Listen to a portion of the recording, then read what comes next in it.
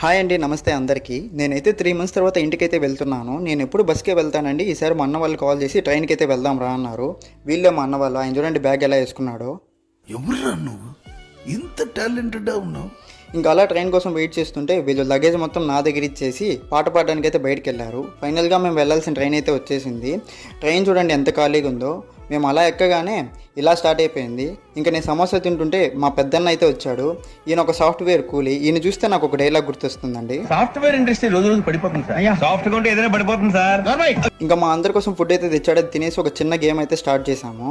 నన్ను చంపడానికి చాలా ట్రై చేశారు కానీ గేమ్లో ఫైనల్గా నేనైతే విన్ అయిపోయాను. అదేంటోనండి, చిన్నప్పటి నుంచి దీన్ని చూస్తే నాకు లాగాలనిపిస్తుంది. అది ఇప్పటికి కూడా. చాలా కంట్రీలో ఉన్నావు బేటా.